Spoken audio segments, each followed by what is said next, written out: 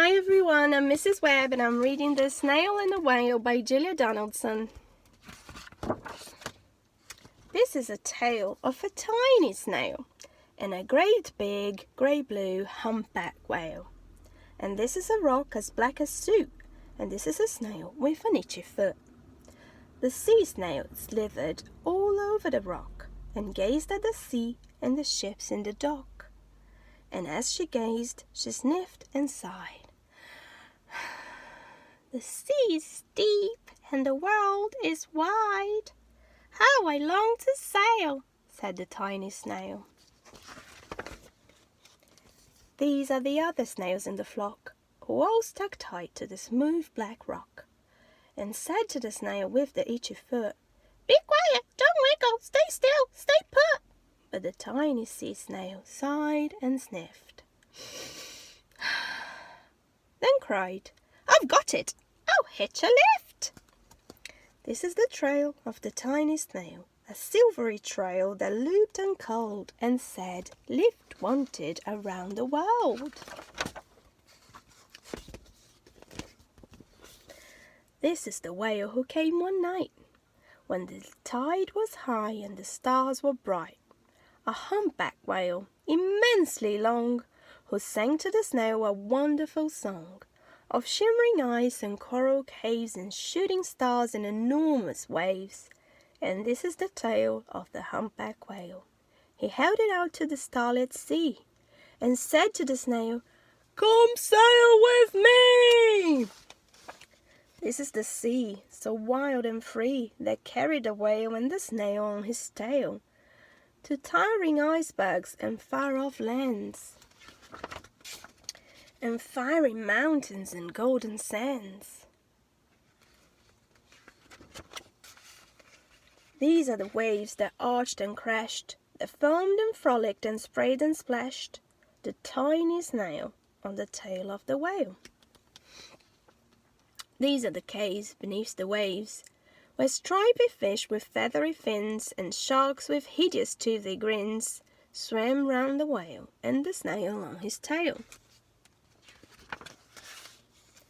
This is the sky, so vast and high, sometimes sunny and blue and warm, sometimes filled with a thunderstorm, with zigzag lightning flashing and frightening the tiny snail on the tail of the whale.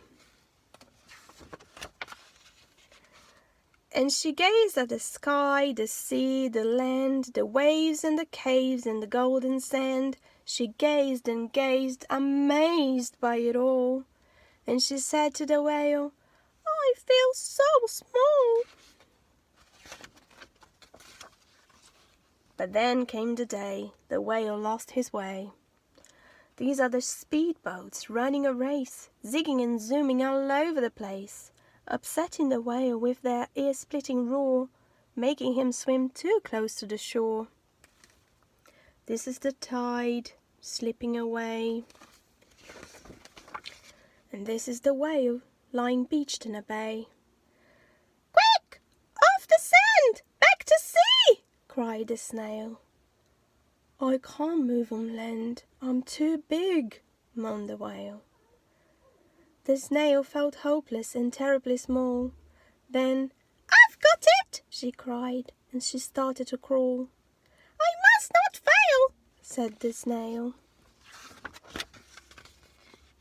This is the bell on the school in the bay, ringing the children in from their play. This is the teacher holding her chalk, telling the class, "Sit straight, don't talk." This is the board, as black as soot, and this is the snail with the itchy foot. "A snail! A snail!" The teacher turns pale. "Look!" said the children, "it's leaving a trail." This is the trail of the tiny snail, a silvery trail saying, "Save the whale." These are the children running from school, fetching the firemen, digging a pool, squirting and spraying to keep the whale cool. This is the tide coming into the bay, and these are the villagers shouting, "Hooray!" as the whale and the snail travel safely away. back to the flock and back to the dock and the flock on the rock, who said, "How time's flown, and haven't you grown?" And the whale and the snail told their wonderful tale of shimmering ice and coral caves and shooting stars in enormous waves, and of how the snail, so small and frail, with her looping, curling, silvery trail, saved the life of the humpback whale. Then the humpback whale held out his tail, and on crawled snail after snail after snail. And they sang to the sea as they all set sail on the tail of the grey-blue humpback whale. Thank you. Bye-bye.